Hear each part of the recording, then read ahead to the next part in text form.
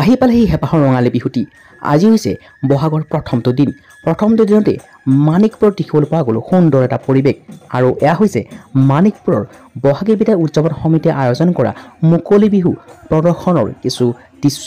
আৰু এই বিশেষ মুকলি বিহু প্ৰদৰ্শনত কেইবাটাও আগশাৰীৰ বিহুৱাতলক আমন্ত্ৰণ কৰিছিলে মাণিকপুৰ বহাগী বিদায় উদযাপন সমিতিয়ে।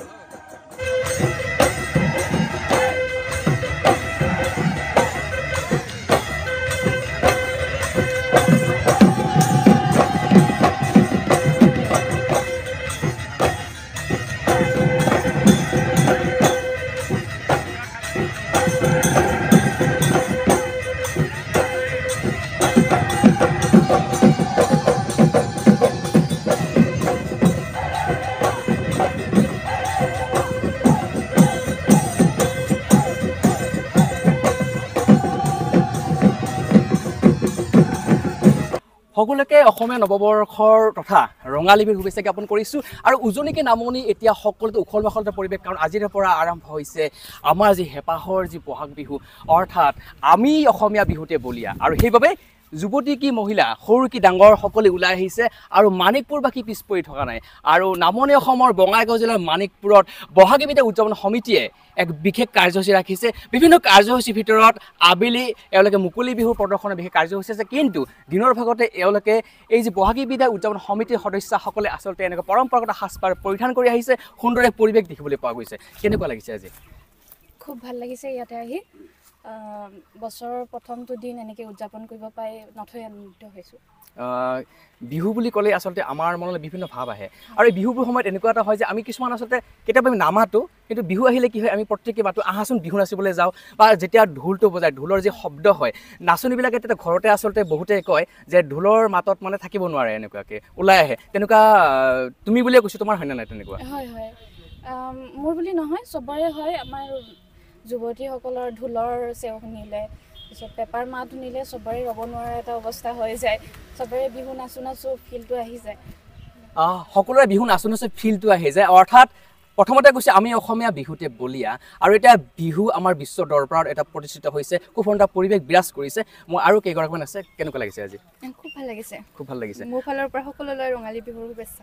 আমাৰ ফালৰ পৰা শুভেচ্ছা জ্ঞাপন কৰিছোঁ। আৰু আচলতে যেতিয়া বিহু আহে, বিহু নাচিবলৈ ভাল পোৱা নে নোপোৱা? কোৱা। আৰু বিহু যোজনা কিবা গাব পৰা নে? যোজনা ঠিক তেনেকৈ মই নোৱাৰিম। নোৱাৰিবা। এও আছে, কেনেকুৱা লাগিছে আজি? খুবেই ভাল লাগিছে। আৰু আমাৰ কাৰণে এইটো নতুন অভিজ্ঞতা হয়। ছাৰে আমাক এড কৰিলে বহাগী বিদায়ৰ কাৰণে, তো আমি নথৈ আনন্দিত হৈছোঁ। তো সকলোকে ৰঙালী বিহুৰ আন্তৰিক শুভেচ্ছা থাকিল। আৰু আমি সকলোৱে মিলি উলহ মালহেৰে আমি ৰঙালী বিহুটো পালন কৰিম বুলি আশা থাকিল। এনেই বুঢ়ী নাচনী তাতে আকৌ নাতিয়েকৰ বিয়া, তেনেকুৱা ধৰণৰ কথাটো এওঁলোকে কেতিয়াবাৰ পৰা সাজ বনাই এনেকুৱা থাকে আৰু যে কেতিয়াবা বিহু আহিব, সুন্দৰকৈ সাজি কাচি ওলাম। আৰু সাজি কাচি সকলোৱে ওলাই আহিছে। সেয়া উজনি কি নামনি, সেয়া অসম কি ভাৰতবৰ্ষৰ বিভিন্ন ৰাজ্যত বা ভাৰতৰ বাহিৰতো এতিয়া বিহু আচলতে সকলোৱে জনাজাত হৈছে।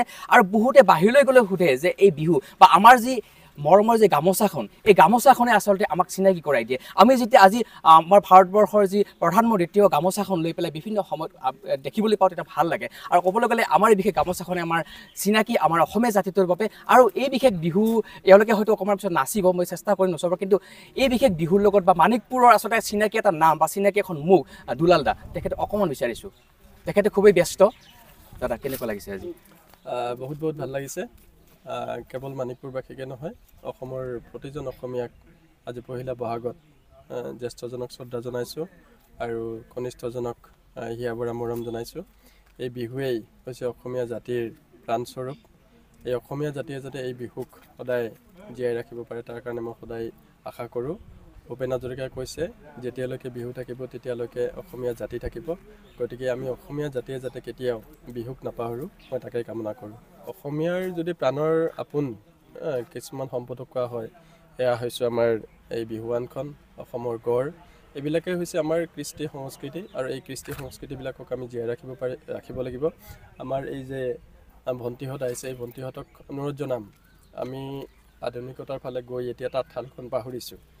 তোমালোকৰ নিজৰ নিজৰ নিশ্চয় কোনোবা নহয় কোনোবা আপোনজন আছে। সেই আপোনজনক নিজে বুই যেতিয়া বিহুৰ দিনা এখন গামোচা দিয়া হয়, তাতকৈ আৰু মাদকতা একোৱেই নাথাকে। গতিকে মই অনুৰোধ জনাইছোঁ আটাইয়ে তাঁতশাল কেনেকৈ ব'ব লাগে শিকক আৰু আপোনজনক পহিলা বহাগত সি মা দেউতাই হওক বা অন্য কোনোবাই হওক ভাইয়ে হওক সকলোকে যাতে একোখনকৈ বিহুৱান দিব পাৰে মই আশা ৰাখিছোঁ। ধন্যবাদ জ্ঞাপন কৰিছোঁ। আৰু এনেই সুধিছোঁ বাৰু, এনেই সুধিছোঁ, চেনাইলৈ গামোচা দিয়া হৈছে নাই? কোনোবাই দিছে নাই? কোনো দিয়া নাই। এওঁলোকৰ ৰিলচৰ বনাবলৈ গামোচাও নিদিয়ে, তাঁতশালো ব'ব নাযায়। এইটো বৰ লাজ কৰিছে। কিন্তু আমাৰ মানিকপুৰৰ যুৱতী কি মহিলা কিন্তু পিছ পৰি থকা নাই। সকলোতে এওঁলোকে কিছু সময় আগতে লাৰু পিঠাবিলাক বনাইছিলে চাগে। হয় হয়, বনাই আনিছিলোঁ, জ্যেষ্ঠসকলক খোৱালোঁ। তো এনেকুৱা আৰু মানিকপুৰবাসী খুবেই মৰমীয়াল। গতিকে মানিকপুৰলৈ আহিব আৰু এওঁলোকে অকণমান অন কেমেৰা অফ কেমেৰা ডিফাৰেঞ্চটো আছে। অন কেমেৰা কিছুমান বেলেগ আৰু অফ কেমেৰা কিছুমান বেলেগ থাকে। যিখিনি সকলোকে শুভেচ্ছা জ্ঞাপন কৰিছোঁ। আৰু এওঁলোকে হয়তো অকণমান নাচিব, নাচেনে নানাচে মই নাজানো, কিন্তু দুলালদাই নিশ্চয় নচুৱাব ন দুলালদা। তো সেইটোৱে এতিয়া অকণমান এওঁলোকৰ সেই বিশেষ বিহু নাচ চাওঁ।